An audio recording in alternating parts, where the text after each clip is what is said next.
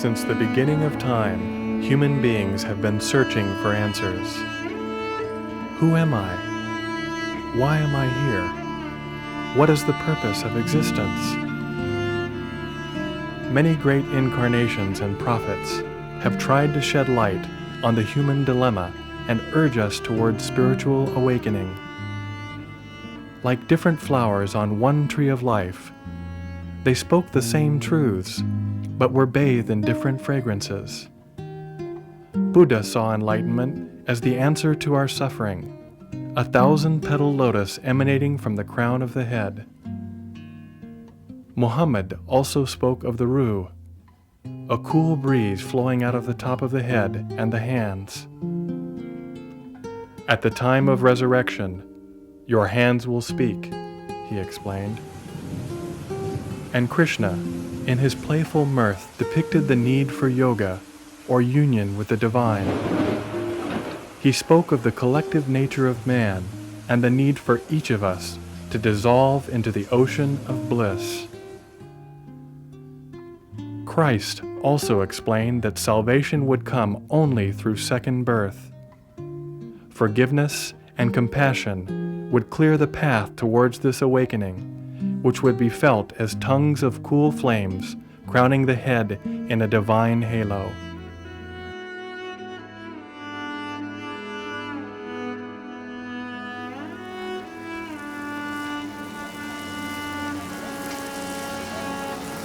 I was very lucky that I was able to meet with Shri Mataji when I was about 18 years old.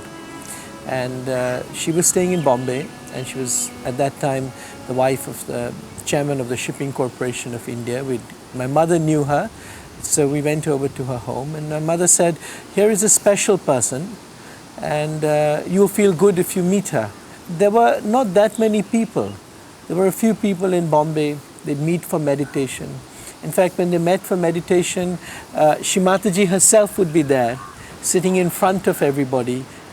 But it took a few years after that to fully realize the power of the vibrations.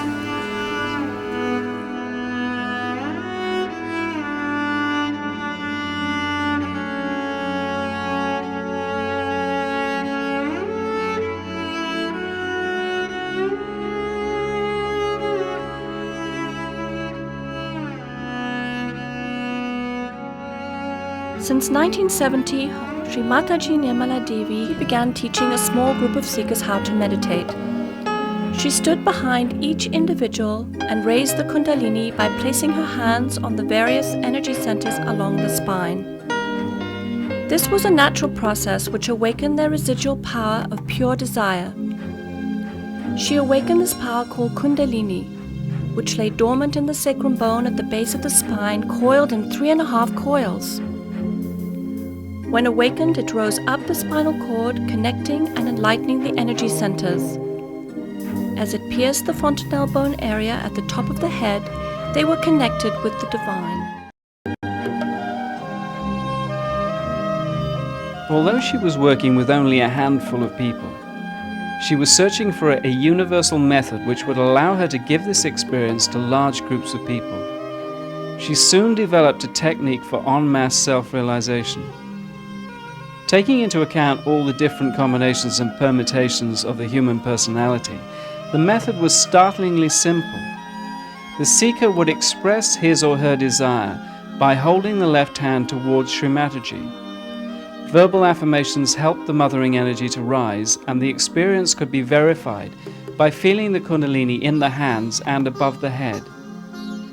As more and more people expressed their desire to have this awakening, she began an en masse self-realization movement. We can see from one point of view that human beings are created as human beings. And they have mental, emotional, all these sides. Now they are guided by their emotional side, maybe mental side, also depending on the birth and all that. So they are bound by all these things. We have within us a power, I call it as Kundalini, which is kept in the triangular bone, which is sleeping there.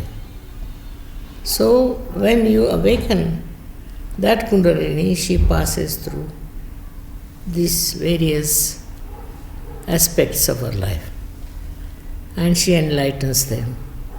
Not only enlightens them, but she binds them and makes them one.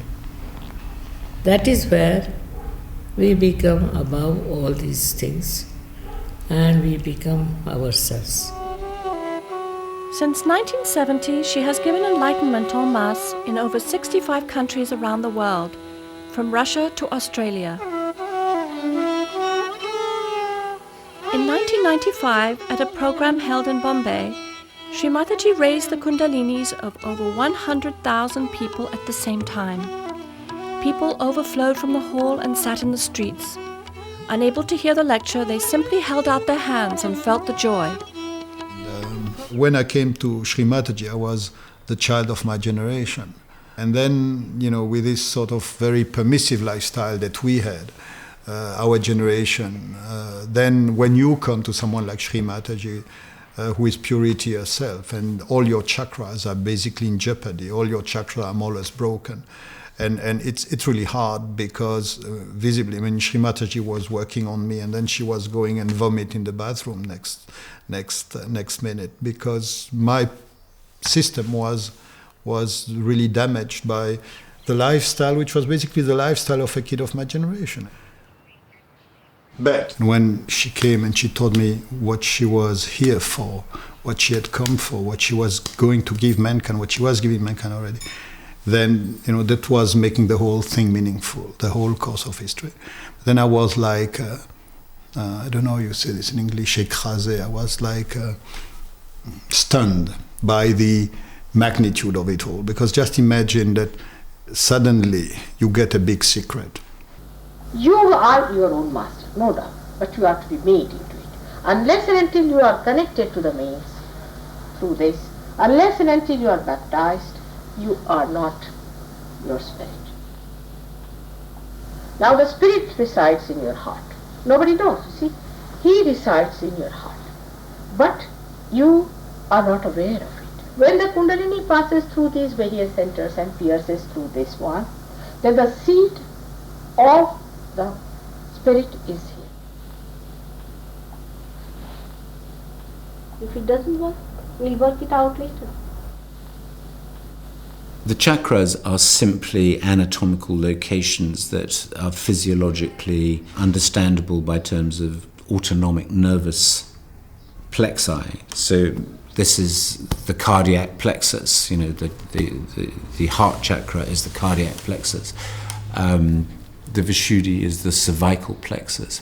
Now, what I don't understand is how you can get cool air coming out of your head. That's not part of my training. There is no way in allopathic medicine, in Western teaching, that you get cool air coming out of your head, and as it goes past here, you go into meditation. The knowledge about this subtle system, that is the Kundalini, about the 7 chakras, and about these 3 energy channels, all this is described in Yoga Sutra. What Shri Mataji has given to us, she has described how each energy centers, they are controlling different organs of our body. Any disease is because of some imbalance in these energy centers. The correction can be effected only with the Kundalini awakening. When this union of your own divine energy with the cosmic energy takes place, then yoga is said to have occurred. Normally, a person cannot stop his or her thoughts, but when the Kundalini gets awakened, then a person is put into a thoughtless state, and finally it goes up to the Sahasrara and a person is feeling the cool breeze. Yoga or union had become effortless. No more standing on your head, no need for expensive mantras. Now it was easier to get your enlightenment in the heart of London than it was in the Himalayas. Visits to the psychiatrist's couch were no longer necessary. Shri Mataji was not concerned with the quantity of people, but with the quality of the seekers. She never took any money for giving or developing self-realization and started Sahaja Yoga with her own resources. To this day, she insists that you cannot pay for your spiritual ascent. So, all these ideas about religion and God and all that must be again reformed.